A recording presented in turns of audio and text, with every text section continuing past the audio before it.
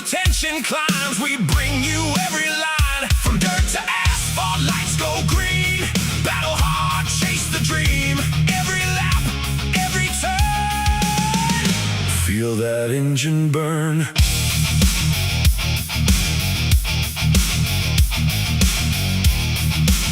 The views and opinions shared on this program belong solely to the hosts and guests and do not necessarily reflect those of our sponsors, affiliates, or broadcast partners. All right, race fans, let's rev it up!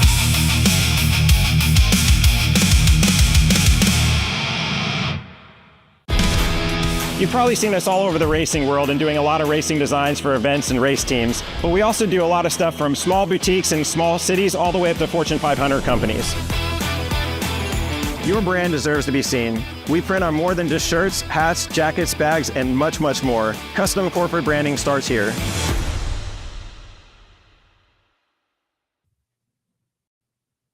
Well, hello, everybody. Welcome to another edition of everybody's favorite racing talk show, the Revved Sports Show. Showtime Bobby Chappie here. The Iceman Rodney Rodriguez at the Rodney R there now on the left-hand side of the screen. I, of course, am joined by Rusty the dog, who will be begging for treats here in just a minute. Although the other dogs are they are more squared away this week. We won't have as many guests in my studio as we once had. Mine are just they kind of go to their places here. I've got a couch that's very suitable for them. They've got more palatial settings than I have, Bobby. They've got a couple of different dog beds. They've got spots outside. They've got everything that they need here. I think I just mainly pay the monthly bills, and they live in the life of luxury. They live the sweet life, is what they live. Not a sweet life. That's the best part. You provide more for your kids than yourself. Generally, that's how it Yeah. normally works. Yeah, that's exactly right. Yeah, by the time you feed them, by the time you have, I mean, a lot of people laugh at me because it's like I pay for dog TV for my kids. They have insurance. They have everything that a real kid would. But I need to get the insurance thing hooked up because it cost me $500 to get my dog a bath about 2 weeks ago. Yeah, man. By the time I had to pay for the appointment, pay for all the shots, pay for everything else, and then it was like, oh, by the way, we're giving you a free bath. Oh wow, great. thanks. Yeah, thanks. Yeah, $500 later. Yeah, the little bath and a haircut that I could have done at home. Well, at least bath wise, anyway. That $500 later. Yeah. It's like, what else do I get for that? You're waiting for all the different incidentals that you should be getting for that kind of money. But hey, man, that's what we do. That's what we do for them. That's why we bring them in and like, I mean, seriously, folks, Bobby and I are both dog people. I know a lot of you are, and I've said it so many different times to where it's like when you get a pup like that or pups, multiple pups, you do look back at it and it's like, okay, who saved who? Because those kids are always going to be good to you, man. They are just good things to have around the house. A house with a pup is a happy house, I've always said. That's right. Yeah. And then I got my 20-year-old cat to throw in there too. So yeah, never done the cat thing. Never done the cat thing. I've had a couple of different instances to where I've had a cat around, although a lot of people say that my little girl, that she kind of acts like a cat, which she kind of does. She's very much. Yeah, she's very much a female dog in every sense of the word. But yeah, it's all good. But yeah, go out there if you need a companion and you're giving up on having a companion, go get you a 4-legged one because they will never do you wrong. Nope. I enjoy mine, even though last week they were trying to be movie stars on the camera. But hey, man, that's what happens when you turn the cameras on. That's what happens when you turn it on. Happy Hump Day, everybody. Welcome in to another program. Lots to break down here this week as we recap everything that was and we preview everything that's coming up. Lots happening in the world of racing at the moment. And like we've talked about so many different times, this is kind of racing's opportunity, whether it's on a national or regional level or whatever. Again, a great show last night on Flow, where that's where the dirt late models and dirt, they do a really good job, where they hammer home a great event on a Tuesday night. It just kind of sucks. They're doing it tonight too. Yeah. I don't know if it's going to be on Amazon Prime, but Yeah.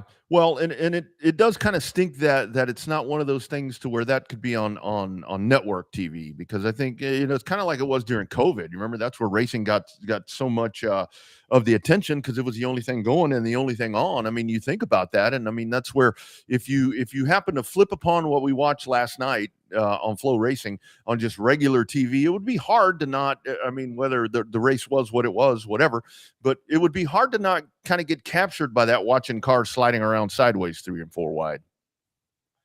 Yeah, without a doubt. Yeah, with no doubt about that. Yeah.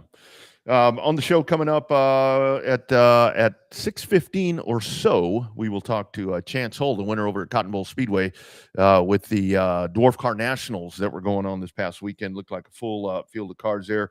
Lots to touch on. Georgia's Summer Nationals coming up at Cordele. The Cars Tour, maybe even talk about what's going on at Greenville Pickens, so forth and so on. Wild West Shootout, getting a lot more money coming to it in January. But something I thought about last night that I wanted to mention, and you and Sean may have mentioned this in one of the times that I was out of here. Man, Garrett Alberson. I think thinking about that dude, a great friend of the show. He's been on this show with us before, but man, very, very weird, unfortunate accident that happened to him as he continues to be on the mend, and kind of miss not seeing him out there on the racetrack in these dirt late model races. Yeah, it's kind of a one of the stalwarts, if you will. Definitely one of the and it turned into more than one of the helpful teams, or whatever you want to say, like the when you come through and try to help out the nice people, help out the sport. That's the Albertson clan right there. Mm-hmm. They mentioned it last night on a broadcast we heard. I think they raised $50,000 or so coming up so far. So that's a good number. That's definitely a good number to have. And that's one of those freak things that actually years ago, Thunder Hill days, I was actually out on the track, and I was chasing my good friend James Ball, who used to drive the number 11 Magic Towing. I mean, he kind of, we worked together. He and I, we were buddies on and off the track, and Dad would help him out with stuff. But I was chasing him one time there at Thunder Hill, and he broke a drive shaft came out of his car, damn near went all the way up through his floor pan of his car. Well, the yoke actually flew out, and that came through the windshield of my car, and luckily it hit me on the side of the helmet. I got to the pits, and we go in there, and they're like, "What happened to the windshield?" I'm like, "I don't know. Something flew off somebody's car." Didn't even remember who it was, Bobby. And they go looking around, and that thing had rattled itself all the way to the back of where the back seat would have been. It's like, oh wow, geez, that full face helmet. Wear a full face helmet, for crying out loud. Yeah. Well, I mean, some people still don't. So yeah, I tested the waters with an open face, and I got to tell you, I did like it. I mean, if you want to talk about being able to see and being able to feel stuff, it definitely helps. But yeah, you need to wear a full face helmet. That is one of the most important things. Speaking of full face helmet, I will be wearing a full face helmet on Saturday. You and me, buddy, back together at a racetrack. Well, you'll be doing a lot of fun. You'll be doing your job. I'll be behind the wheel of the 32, getting out there to race with that competitive field of hobby stocks, man. I'm looking forward to getting after it, man. I'm anxious. I'm ready. Been a long time. Been a hot minute, and then you don't have the dwarf car that you're going to race to mess it up. You can only concentrate on the big car this time. All I'm doing is racing. That is all I'm doing. And I have to tell you, I'm wearing my Caitlin Leonard shirt. She's not going to be at the track this week, but I kind of had this little bit that I was thinking about doing when all of this came to pass. And I'm like, Caitlin can be like the driving coach. I told you about that, the driving coach. And then next thing I know, I get like this PDF document. I mean, this is not it, but I get a PDF document from her. So here is how Caitlin not only given me driving tips. Here's what I've been doing for the last 5 days. I've been running 3 miles a day. One day I went swimming.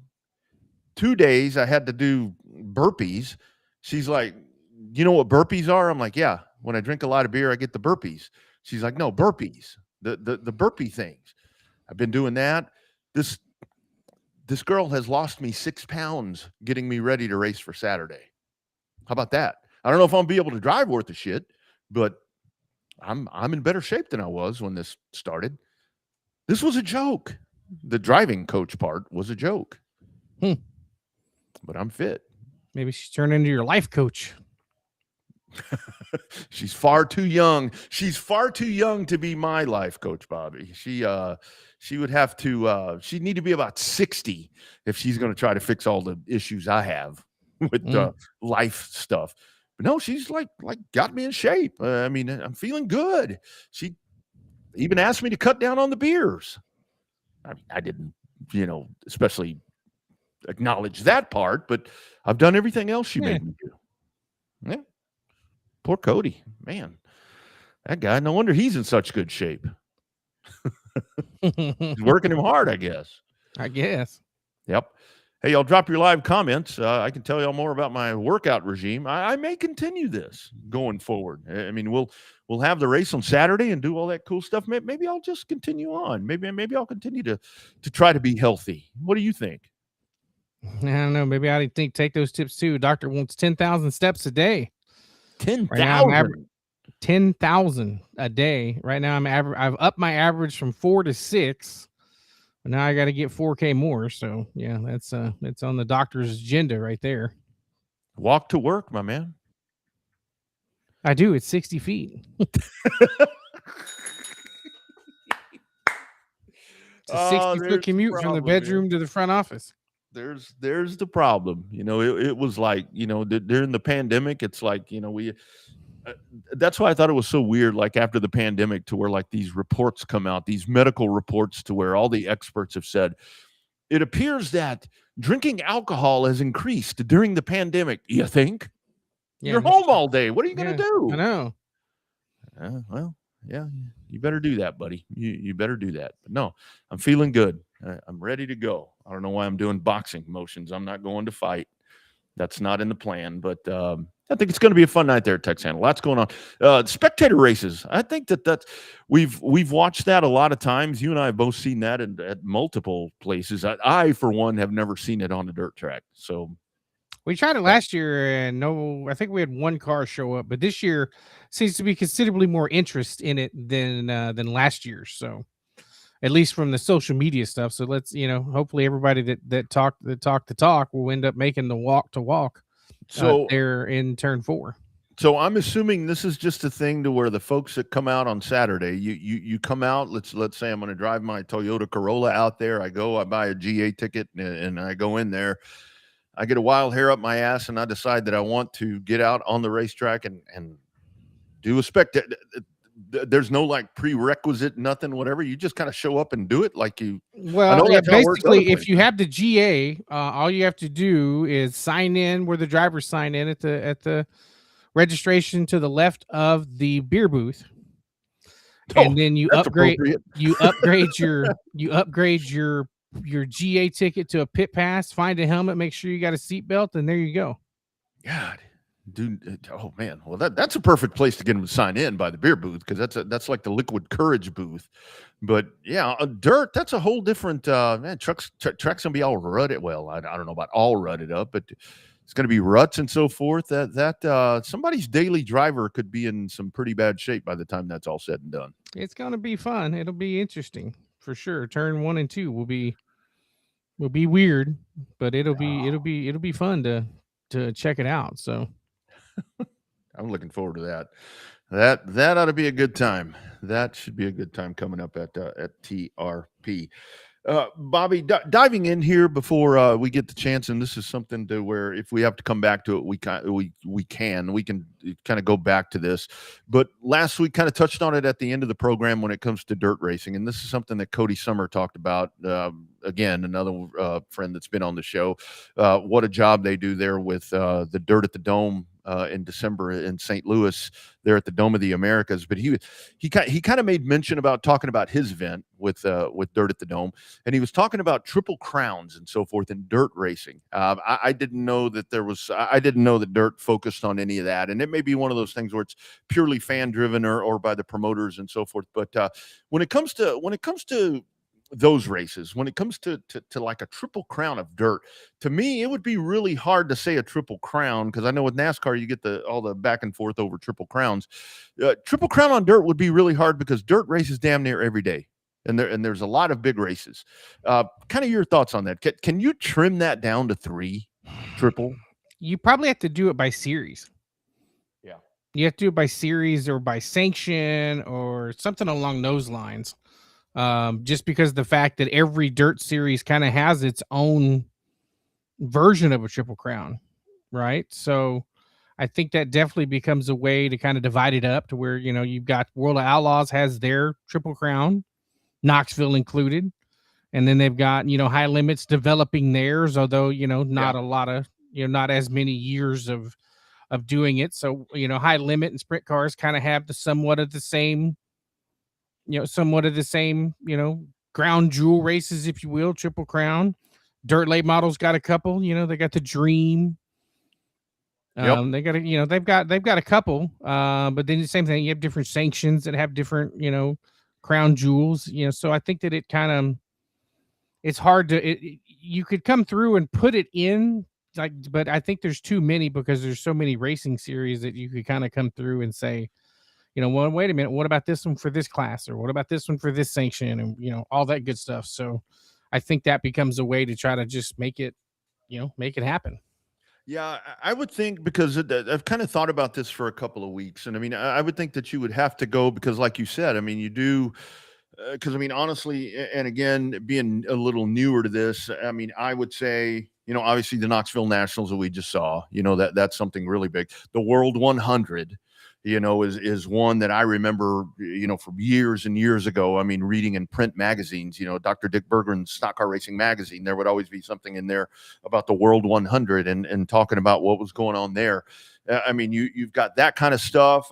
I mean, the Eldora. I mean, if you were going to try to trim this down, I mean, and honestly, I mean, I think that, and I think a lot of kind of the pushback that Cody's gotten with his event is that, where now, as mainstream as racing is, a lot of folks say, and I've been to Dirt at the Dome, and I happen to, I got to tell you, it's one of the things that, for me, it kind of got me hooked a little more on dirt, because it's very much presentation.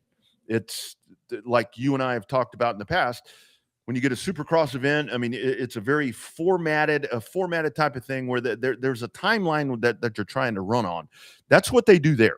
And the presentation is exceptional, but it's a newer event. I mean, it's only 10 to maybe 11 years old coming up. So I think that's kind of the fallback on that, to where that one, where folks don't throw that in there. But a lot of folks say, well, Dirt at the Dome is just a show.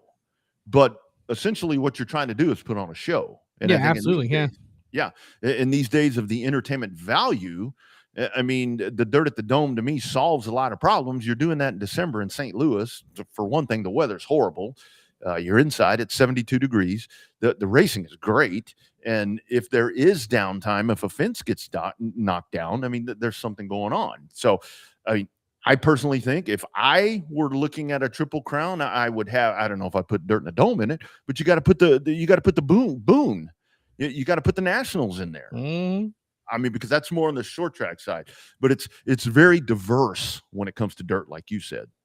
Yeah, I just think there's so many that you gotta divide it up by sanction.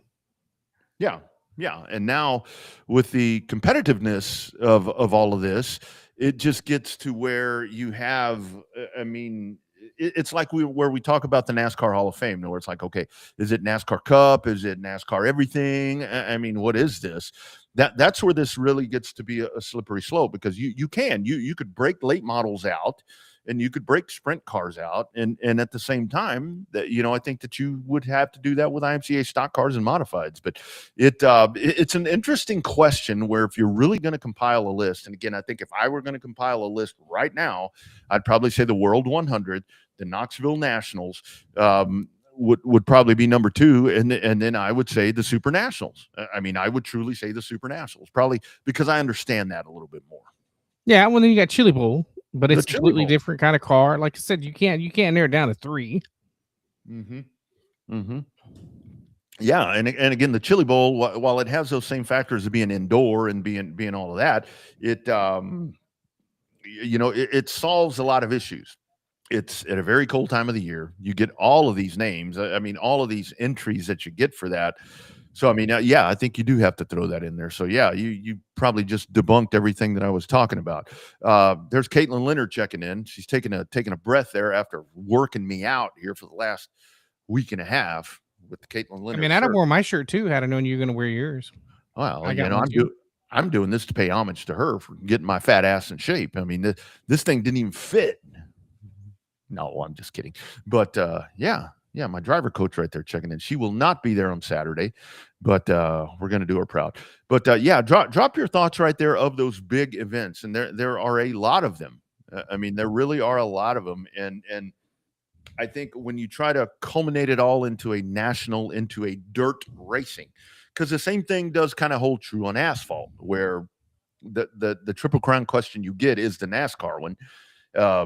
But look at the super late models. I mean, you can go in there and you've got probably 5 to 10 events that you could throw into a Triple Crown, if you want to call it that. But there are just so many events right now that are so huge, and it's really hard to trim these things down now. Well, I mean, super late models is easier because it's divided up by class, right? Do the same thing, divided up by class, divided up by sanction. Derby, number 1. The old All-American 400 would have been number 2 in the old way that it was set up, not now. I mean, it's still somewhat of a crown jewel because everybody needs to appreciate Nashville because it's not going to exist within 5 years. So I mean, the Derby sets the standard for super late model crown jewels in that section of the world. Then you've got like the ARCA stuff. The ARCA race at Daytona is a crown jewel for them. You've got the dirt race. That's kind of a crown jewel for them because it's Stock Car Series racing on dirt. And then you could throw in a number of different races to be the third one. So there's so many, NASCARs, do you have 3? Do you have 4? Old timers don't put in a Brickyard 400. We do. Yeah.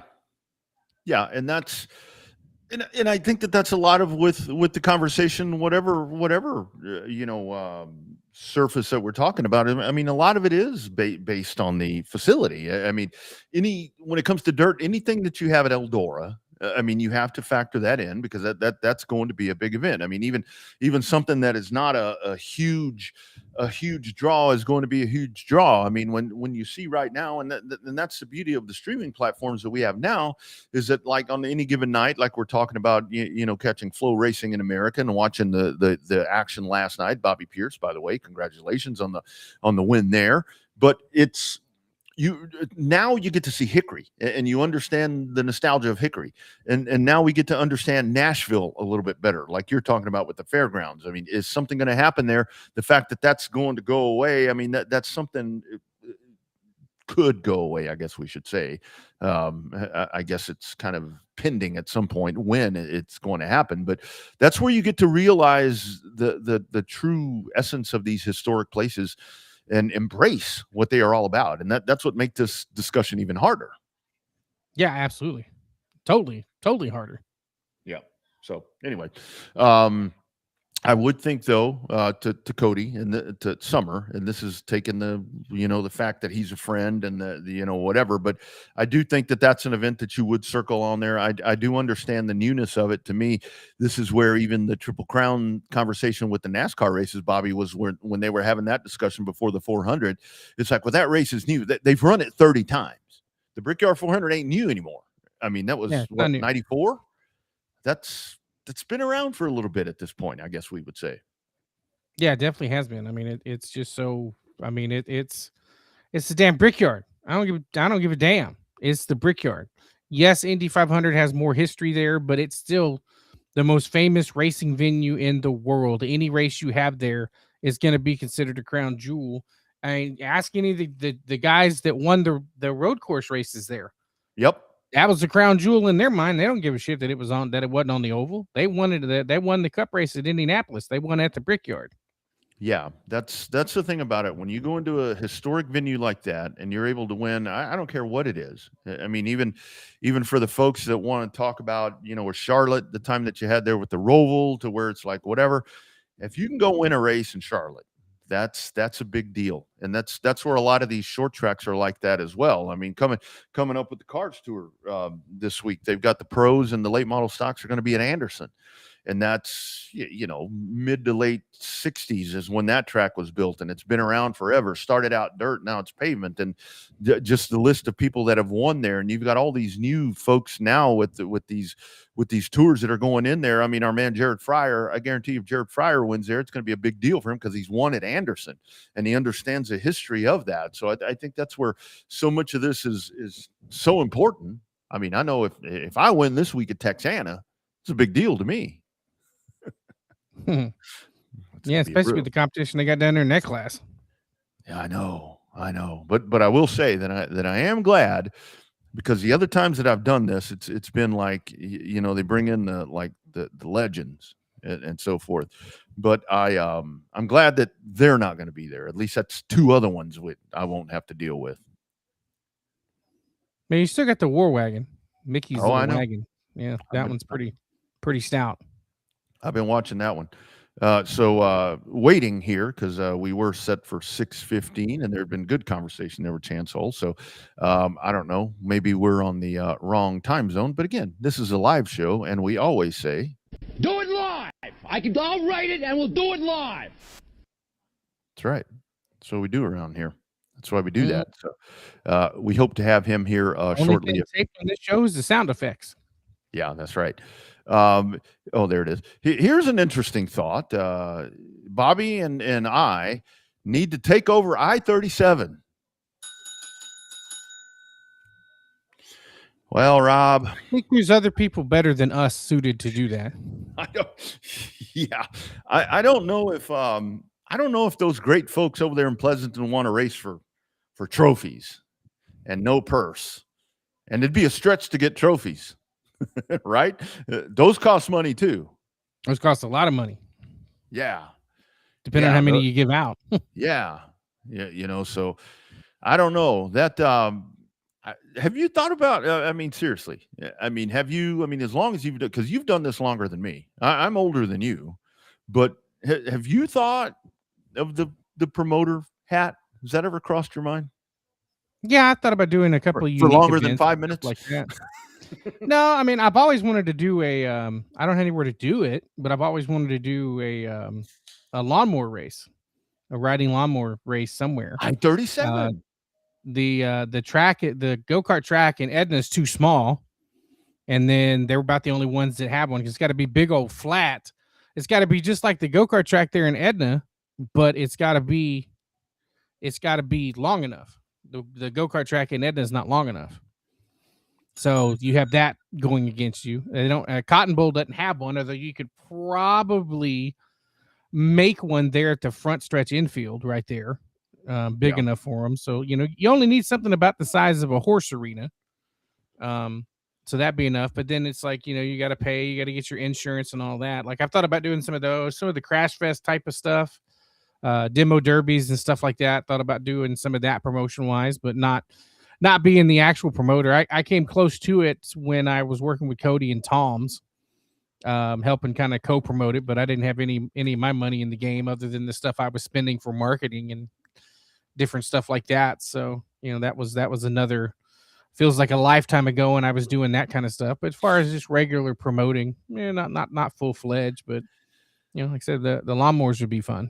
There's a lot to it. There really is. And the 37 question is one that's going to continue to pop up as to where you move forward, with that. I am very confident that someone or some bodies will take that over because it's come too far and it's done too well, it seems like. But there's a lot of other things that you have to consider with that. And I think probably the closest that I ever was to maybe trying to take that leap, and thank goodness that I didn't do it, was at the time when the CTS, when all of that went down, and I was kind of voluntold, your word, voluntold into one of those situations where I drove the ship for about a month, and the PR stuff and all of that is fine, but this is where so many people that want to know, and again, where Rob, it's just one of these things that this is just kind of the thoughts here.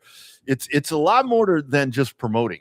because promoter, when you think of promoter, it's kind of like, okay, it's kind of like the mouthpiece that goes out there and does this and kind of the glorification of the job, right? But it's all the other stuff. It was like, so kind of when with that CTS thing, to where it's like I'm getting phone calls from people. It's like, people that had been a part, and not that these relationships went awry. I mean, it was actually the total opposite. People that wanted to move forward, going into, I guess, what that would have been into 2017. But it's like, okay, what's really happening? I need the story here to know what's happening, and I need backstory and all of that. And it's like, ah, damn, this ain't promoting. This is politics. This is what it felt like, honestly. Some of it is politics, man. Yeah. So, we'll see what happens with 37. But hopefully all that works out. And also along those lines, congratulations. We're hearing rumblings. We're hearing rumblings about 37. We can't disclose any of it, but we're assuming that some of the newer developments will probably be hopefully be divulged on this outlet. Hopefully. Yes. Yeah, so if you happen to be a part of those rumblings, or you're coming to a decision, that this is where you should talk about that.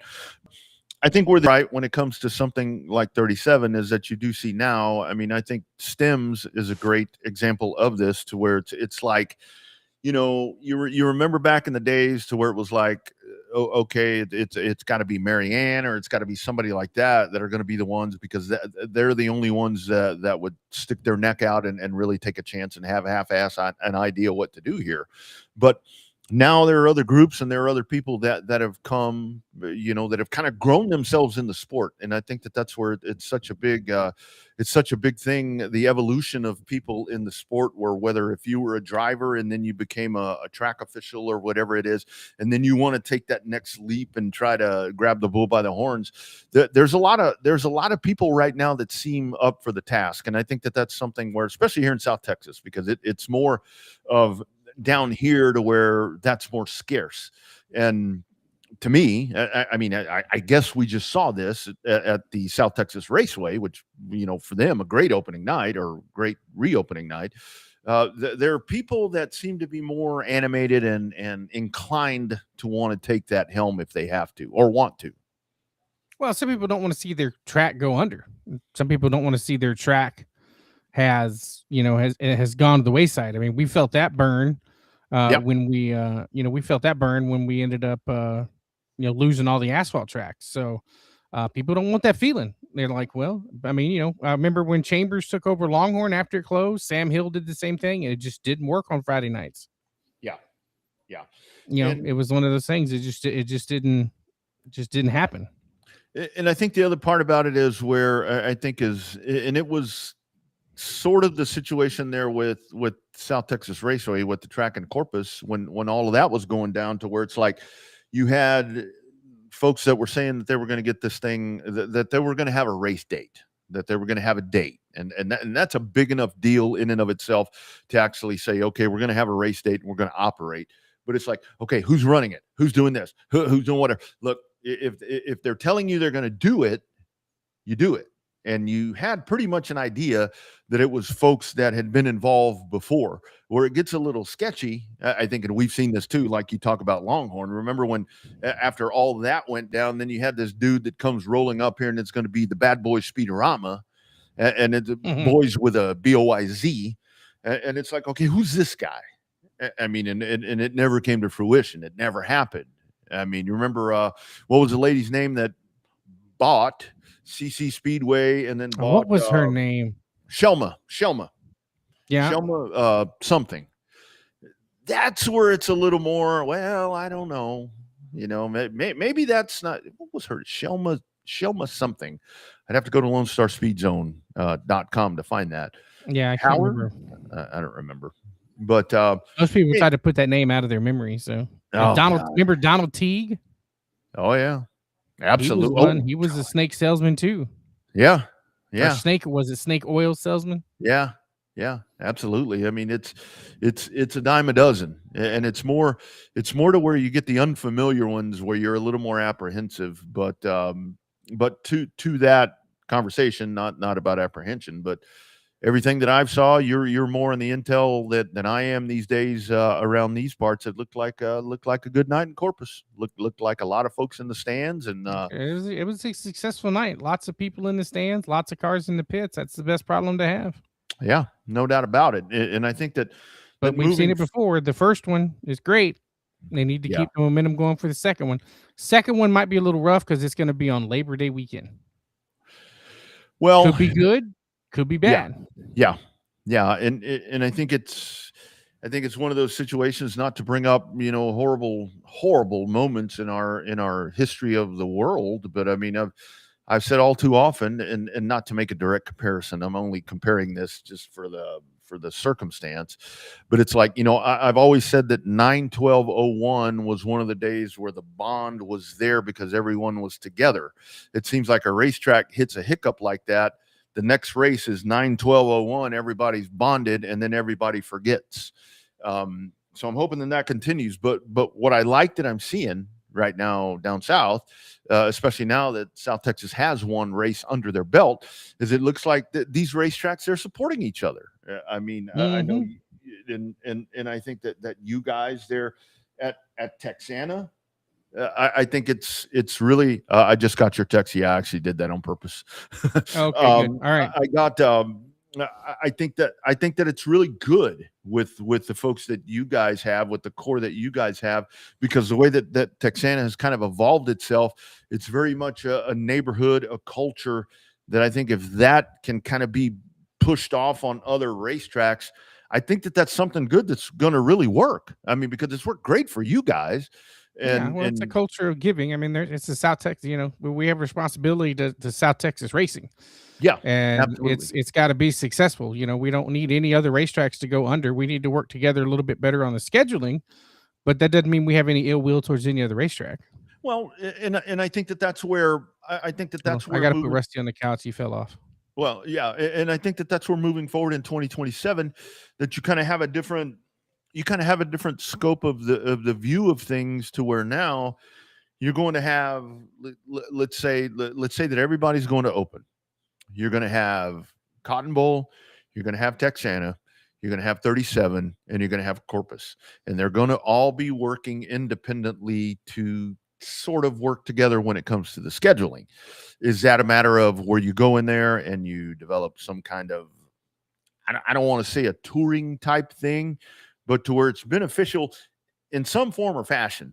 And this is what you see a lot on the pavement side when you get up into North Carolina, all these different areas, to where when a track is off, they're actively helping another track that is racing that night, where monetarily it's not a big deal for them because they're not racing, but somehow they're funneling the drivers back and forth to where Bobby and Rodney are going to race at this track on this night, but then next week, when the track that we're at tonight is closed, we're going to go to the next track, to where they're kind of working. And we see a lot of that in North Texas. You see a lot of that in North Texas and Louisiana and all those states. So that's why I'm kind of hoping that I'm hoping that all four of the tracks in this area are open next year, for a lot of reasons. Number one being because all of those tracks, and we talk about the touring part, they all have their local people that only race there. And if those tracks are gone, they're not going anywhere else for whatever reason. And that's totally fine. People are not going to travel. We've had this discussion before. People generally would rather bitch about their track being closed than travel. Right. We've seen it firsthand. We saw it with all the asphalt tracks. Yeah. When they closed, they quit. I mean, when San Antonio closed, they came to Kyle. That's because that was hour-ish. Yeah. Depending on, which section of San Antonio you were from. That's not bad. Anything more than an hour, nobody's driving.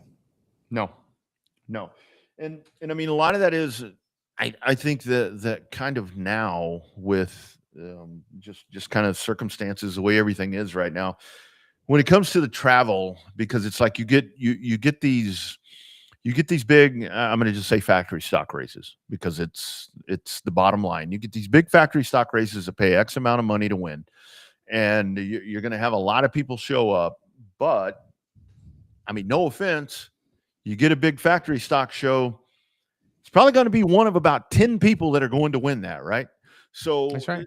Is it conducive to spend all that money in fuel for the car, for the truck, for the trailer, hotels, for campers, whatever it is. I mean, is it worth spending all that? I mean, let's say a thousand to start, but 1,000 to start is very attractive, but I mean, you get big hitters that are not going to start. So that to me, that kind of wipes all that out.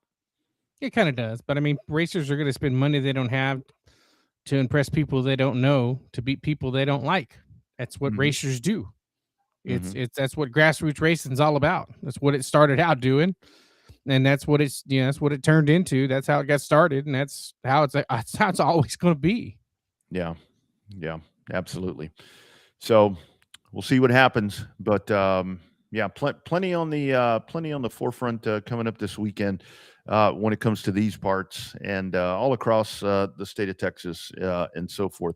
One that I do want to talk about, Bobby, that we can kind of dive into, kind of going over to the pavement side of things, just kind of momentarily. Here is your Georgia Summer Nationals happening over at Cordele. This is coming up, and and again, when it comes to where we talk about series and where it talks about crown jewels and where we're talking, I've seen a lot of confusion online to where it's like, okay, why is this race not on track TV? All these races are supposed to be on track TV. This is not an ASA race. This is a Southern Super Series race. So remember, Not a stars race. It's an that's ASA right. Southern. Yeah. I mean, there's all these. There's just too many. I mean, there are far too many. But you've got a list right here of drivers that are all set up for this. And I mean, you got Jet Nolan, Dustin Smith. I mean, Jade Abadigian is on this list. This looks like it's going to be a pretty damn little racy weekend over there at Cordele. It'll be a lot of fun. Hell, Johnny Brazier back up in a race car again. I want to see what that car looks like after. I want to see what kind of, probably going to guess he's going to be in a red Ford, but I don't know which kind, what color that's going to be. But I mean, yeah, there's some heavy hitters in that. Not just your normal, Bubba Pollard, Stephen Nassy, Jake Finch, Matthew Craig type of hitters. I mean, there's the only one to me really missing is Atwell. I'm surprised he's not on that list. Yeah. I didn't see that one on there, but again, they're kind of more tailored to UARA. I think they're kind of with the alliance with Ricky. So yeah, that's one that's not on there. But I truly think, and this is something we can talk about with NASCAR here in a little bit, to where now with the Connor Zillage thing, and I think that the NASCAR landscape is about to shift really massively in the next couple of years. But kind of the same thing right here with the guys that you're talking about, with Bubba and Stephen Nassy's on this list. But if you go and you look at this right here, when you have Jake Finch, and we have Colin Allman, and when you have all of these guys that are on this list, George Gorham Jr., it's kind of different. It's where the stalwarts that you always count on being there, they're kind of being replaced by some new people that are coming in and kind of ruffling the feathers of the youngsters. Yeah, well, but that's everywhere. I mean, that's the evolution of racing. There's always that next generation coming up, starting to kick the ass of the old timers, and the old timers retire, and then the new gen becomes the seasoned veterans, and then another group of youngins come in, start kicking the veterans' ass. And we've seen it. You see it at the local level, you see it at the national level, you see it F1, you see it everywhere. Yeah. There's always some new hot thing coming up that's going to set the world on fire. Most of them don't, but some of them do. Yeah, absolutely. And that's really what you watch just across the board. I mean, it's one of those things to where it, like, even like when Bubba races, I mean, with Bubba Pollard, I mean, to me, that's my guy. I mean, I really like him. I mean, he's a friend of you and I. I mean, he kind of is that standard. I mean, to me, he's kind of to me the modern day Freddie Fryer, to be honest with you. He's just, I just like that guy that much for a lot of different reasons. And to see Bubba race, sometimes it's like, oh man, he's struggling. I mean, and that's really weird to see. And I mean, all of these young guys, they race different. And that's why when you see some of these rosters for these big races that are coming up, it's like, okay, there's my guys, but I mean, how competitive are they going to be? You know what I mean? And it's weird. It's weird. It happens. I mean, Bubba ran a good race there in Berlin a couple of weeks ago, and it become a challenge. It's a challenge. I mean, he was lighting the world on fire years ago, and he's got that same passion. He's just not lighting as many fires as he was once before, but he's getting back to being his old, Bubba Pollard self, running up front. You gotta run up front to win races. It's pretty simple. Yeah. You start running top fives turns into top threes. They turn into runner ups, and they turn into wins. Yeah. So, he had a rebuilding program, went with Van Dorn, didn't work out all that well. Now he's back in race car engineering stuff. It's getting better, getting hotter. And that's where, by the way, breaking news, Chance Hull.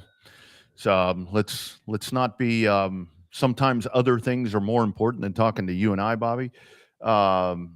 Girlfriend's car overheated. I'm on the side of the road getting her right now. We're not going to hold him to calling into this show. Take care of that. That is far more important. He said he can check in right now. No, don't put you or anybody else in jeopardy here. At this point, that's far more important. We can always have that conversation later. But the thing with Bubba, I mean, if we remember correctly, a few years ago, we were kind of in this situation before where you talked about where he made the transition and went a different direction. And we're like, okay, are we seeing Bubba kind of taper off? Is Bubba Pollard kind of falling off a little bit? And then, like you said, he goes back the other direction and boom, here he is again. I think this is just kind of an ebb and flow of what happens in a just ultra competitive super late model when it comes to pavement, especially now with all the different organizations and so forth and the money that's involved with it, just like dirt. And I got to tell you that's why I think I enjoy watching the dirt late model so much, like you and I were watching last night, to where it's like they do kind of resemble each other somewhat in the sense where you have the characters and you have the different where the cars change, where the dealers change, the car manufacturers change, and all that, and it's just very up and down all over the place, and it I don't know, kind of a good correlation between the two. Yeah, I mean, you got to have it. I mean, we've seen somewhat where World Outlaws and High Limits work together in some of the big midweek races. They don't really care. They don't really talk about. I mean, World Outlaws doesn't mention that they're the high limit winners, but High Limit mentions that they're outlaw winners, which is kind of a unique deal. But you'll never hear that come up on when with Stars and with UARA. You're never going to see that come together like that.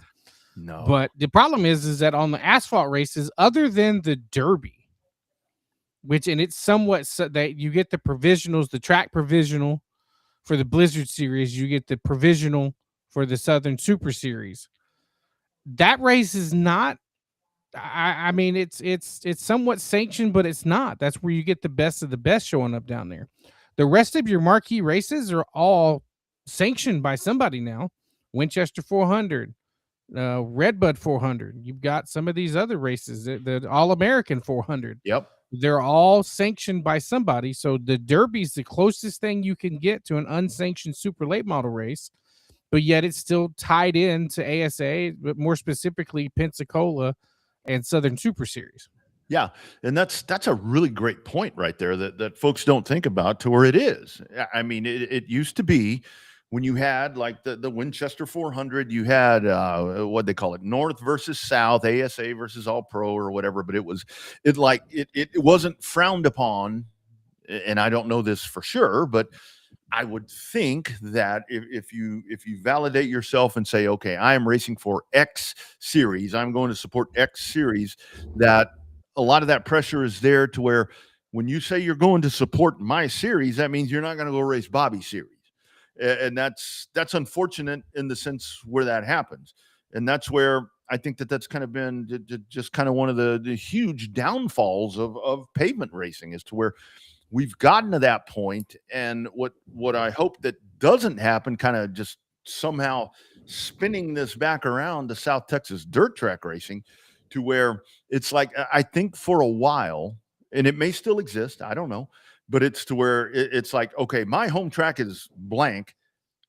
I don't think I need to be going to wherever because I don't want to upset the home track. And that's what you don't need. That's what you don't need. We don't have enough cars. We don't have enough racers. We don't have enough of that in South Texas, South Central Texas, to be living by that mindset.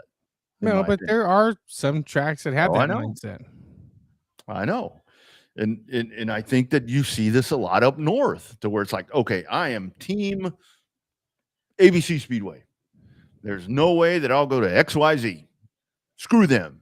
And that's, that sucks. It's supposed to be for fun. It's supposed to be for fun. I got a text today from our friend Gina Shile Knowles, and her text to me said, Rodman, short track racing is effed up. She spelled out effed up. She spelled out the effed part. I replied back and said, yeah, I know. So I have no idea what may have happened now. I have no idea what idea. Yeah. No context text. That's what you love those like that. Yeah. And no reply. And I got that early this morning while I was working on stuff. So I don't know. That's TBD, I guess, on all that. But yeah, good discussion there on the nature of the short track stuff. Just a little crazy. Coming up after we hear from our friends at My Race Pass, do kind of want to go down that NASCAR road, whether you like it or not. We're talking about drivers that we've been watching for a while, and I do hold to my theory that I think the landscape is about to change. Talk about that, and talk about one other racetrack that's looks like in dire need of being sold, and somebody trying to do it, and how's all that going to work out? All that, Sugar Sean Folsom photography photo of the week, your comments, and a whole lot more that's coming up. Hashtag Real Race Talk on Hump Day. This is Russ. Stick around, friends.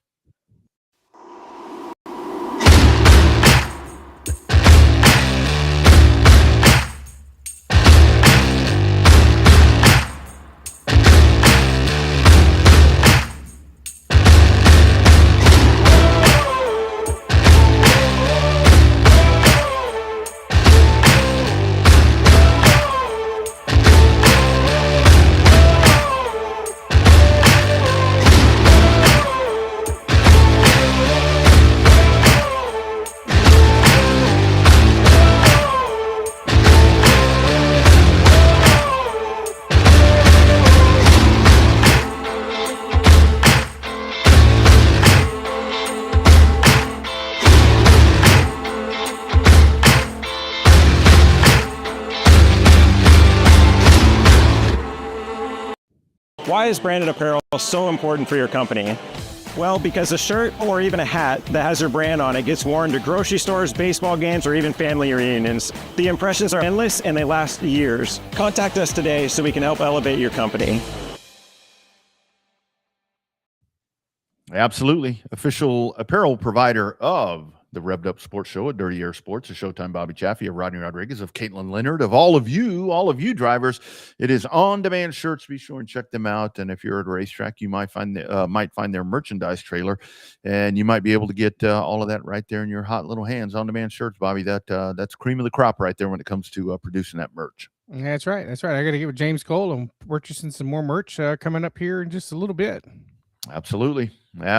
Check them out, on-demand shirts. Check them out on Facebook, and be sure to support them. And like that ad just said, it doesn't just have to be racing. I mean, if you've got corporate events, you've got company parties, you've got whatever it is you're going on, it's not just T-shirts. It's all kinds of different things as well. It's on-demand shirts.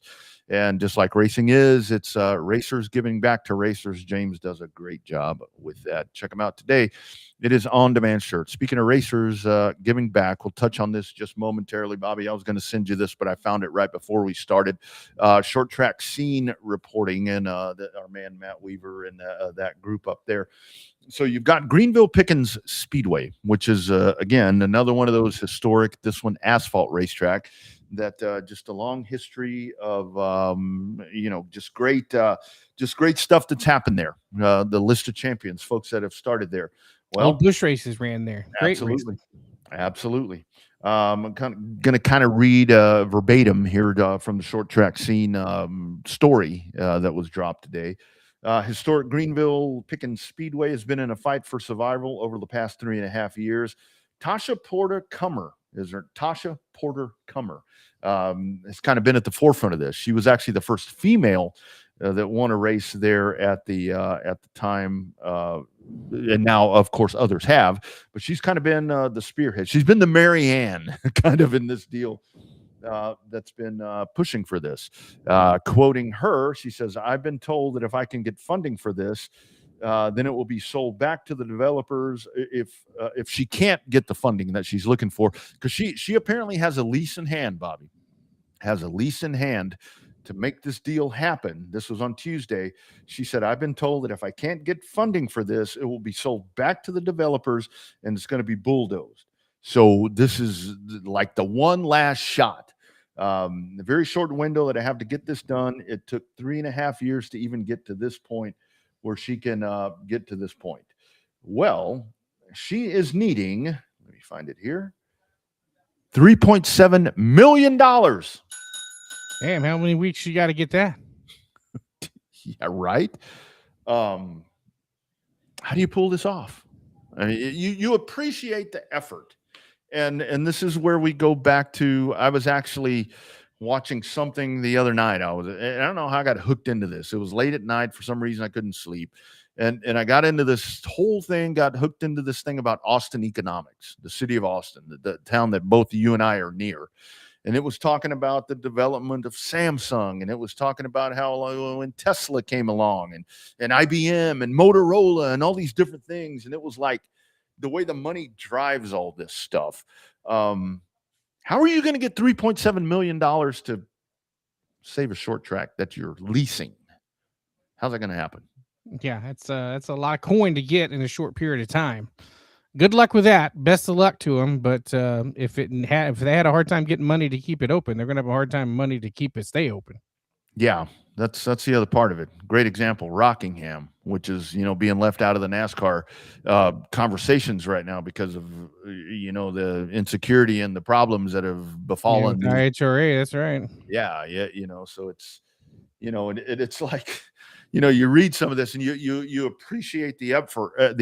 And again, I am not frowning upon or discounting anything that she's doing, but quote, "I've had several meetings with the owner and we have come to an agreement on the price, and it just comes down to the funding." Well, it usually is the funding, right? You used to be in real estate. It's all about the funding at the close that matters the most. Absolutely. I talked to a lot of people where it's like, I can afford up to $400,000. And then we go to get the funding and they're like, well, you can actually afford $240 is what you can afford. She went on to say, quote, "I just need an investor, a partner, a sponsor, a grant," end quote. I mean, you love the effort. Love the effort. Applaud the effort. Appreciate the effort. Yeah. But not going to happen. Yeah. It seems like that there's a lot of times where things happen and you can go back and say, well, there's a puncher's chance that can happen.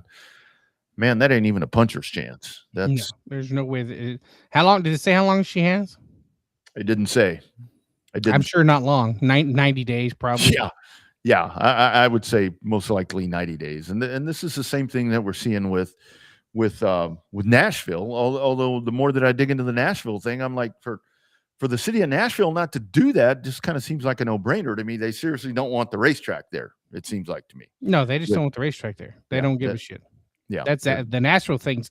Like I said, Nashville was not in 3 to 5 years. Nashville's Fairground Speedway will cease to exist. Yeah, absolutely, and that's a sad fact. That is a very sad fact, but that's really what's going to happen with that, because if SMI was going to buy it, they'd have bought it already. Yeah, and that's where there's got to be more to that, because you can talk about the places where NASCAR and SMI and all these people make bad mistakes, and they have made mistakes in the past, and they have invested poorly in the past. But what has that done? It's made them smarter to not make that mistake again, and that's why they haven't done that yet. I mean, you can guarantee you, if this thing was set a little bit better in motion to where it was going to be a positive for them. Look, they're in the business to make money. I mean, they want to sell tickets, they want to sell suites, they want to sell all that stuff. They want to have that place packed.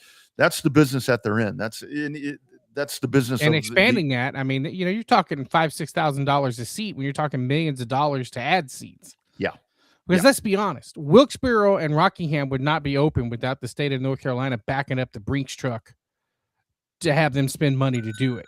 That's There's exactly right. no doubt about it. The both racetracks would still be closed and utter shells of themselves.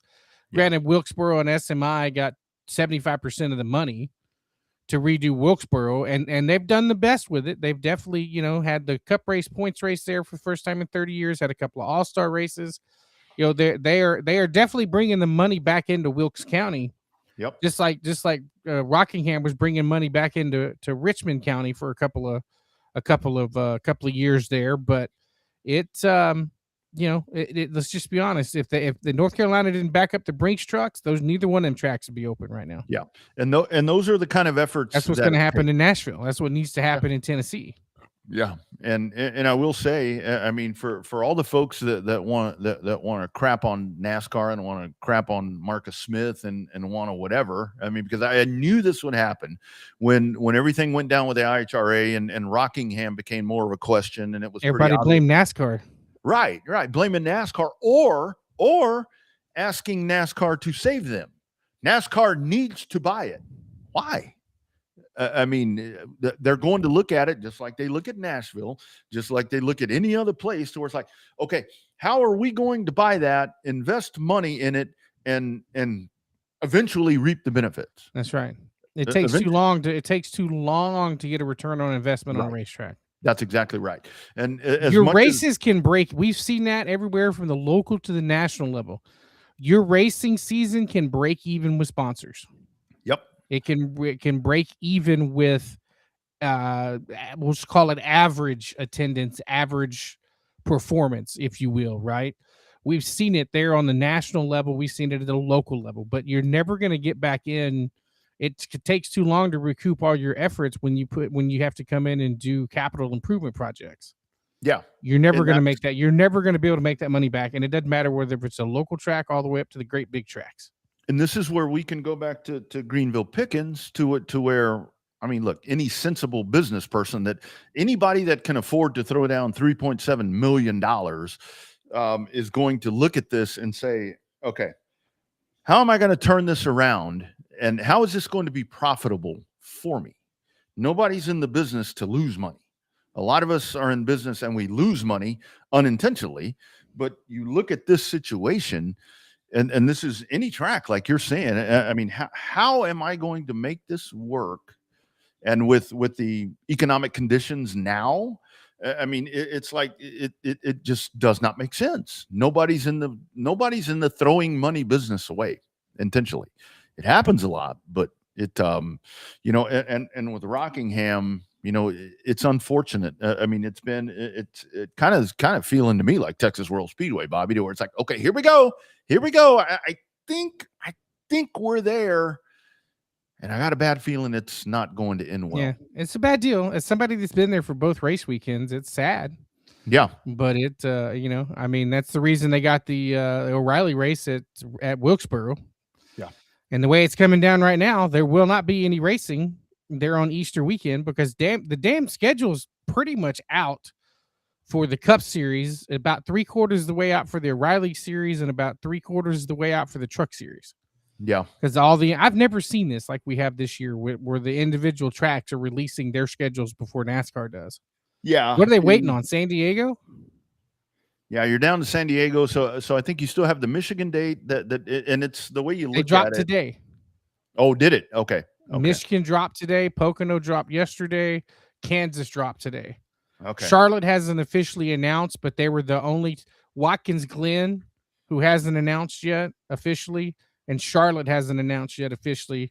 Were the only two dates in the 10 race chase that hadn't dropped yet. Yeah, because you are definitely down to what's the street course going to be. I just saw your text, so we can kind of table the other stuff for next week, because what I was going to talk about with that's going to be off-season conversation probably.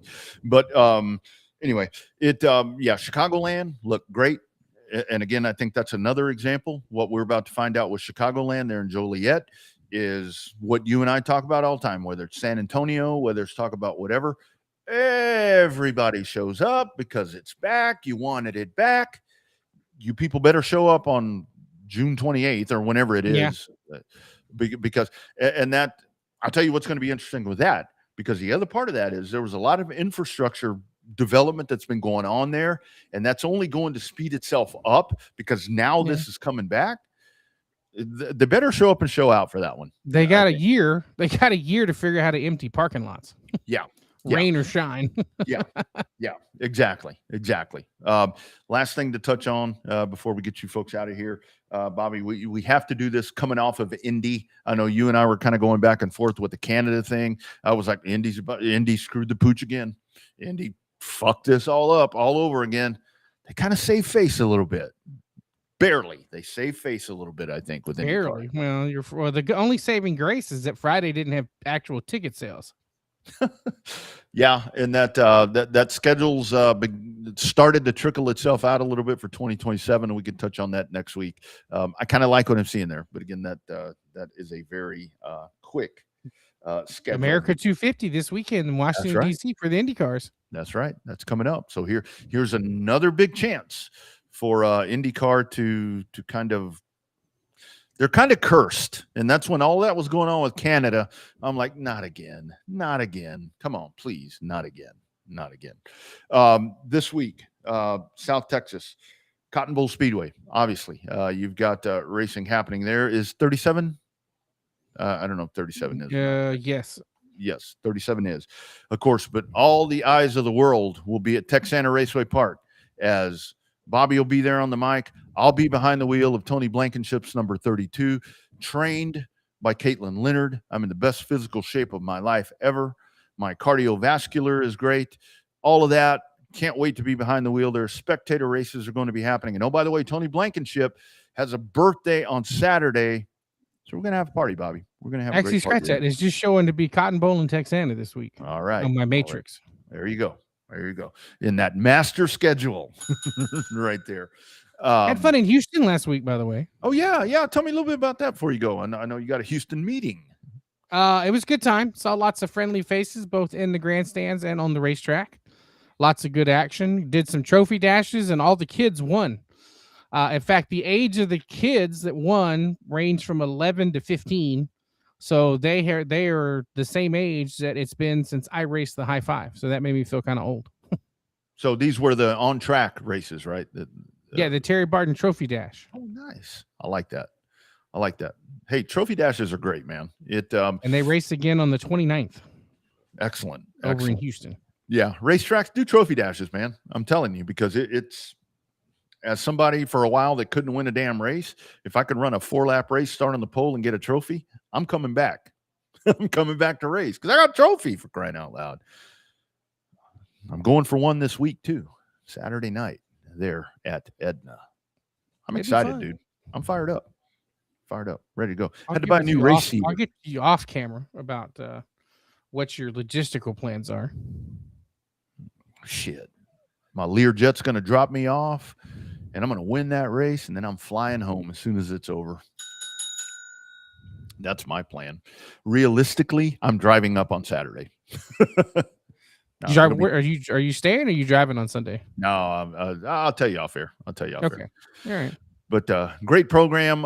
Thank you all. We'll get Chance Hull figured back in. Again, he's got to take care of the lady right there. But we'll go ahead and pull this up. By the way, congratulations to him for winning there at Cotton Bowl Speedway. Hold on before we go. The Sugar Sean Folsom photography photo of the week. Look at that. Aren't you glad you don't have one of those anymore? I am so glad I don't have one of those anymore. Well, you still have them. You're glad you're not racing those anymore. If I'm going to do that, I want to do that in a full-bodied stock car. My God, look at that. Those things are built like a brick shit house, so I'll tell you, man. I see these guys and ladies take tumbles, and they just walk away from that thing. And apparently Sean said that thing dug in, and off she went. That one of the trophy girls in the background, even she's shocked. You could tell she's shocked. Oh, yeah, look at that. It's one of the Davis girls back there. Very nice. Sean Folsom photography photo of the week. And I think that one right there may be like his best one. That's pretty good. That's pretty damn good right there. Great stuff. All right, friends, we'll do it again next Wednesday, I'm assuming. Hashtag Real Race Talk, RevvedUpSportsShow.com. Check out all the replays. All of that is there. Dirty Air Sports on YouTube. Bobby, we know each other's plans, so no need to ask you that this week. And we'll do it again. Final thoughts, my brother. It's just going to be a good weekend of racing action. NASCAR is going to Loudon, so that'll kind of put a damper on my weekend because I'm not a huge Loudon fan, but props to the Northeast fans for coming up, showing out. That place will be packed. The racing should be okay with the new short track package, but and then this weekend will be another Texana show. It's the second to last race of the season. So the final race is going to be on the 12th. It'll be double points. Ooh. See, that's September another thing that I be missed. double points. That's another thing I miss at local racetracks. Double points night. It's like, kind of my list that I've assembled was checkered flag victory laps, trophy dashes, and double points. Because I remember open the season with double points and close the season with double points. Yep. Back in the day, I would see championships change literally on a double points night. Most vivid one to me. Of course, I won't be there that double points night, but yeah. It'll be good. Double points. All right, friends. Have a great week. Be sure and check out the replays. Share, subscribe to anything that you find. Hashtag Real Race Talk. A big thanks to Caitlin Leonard for getting me in shape for the race. Going to win one for you there, Queen. So we'll see how that works. Bobby, we'll see you at the racetrack, and we hope to see a lot of folks out there. Hashtag Real Race Talk. This has been the Revved Up Sports Show. Be well, friends.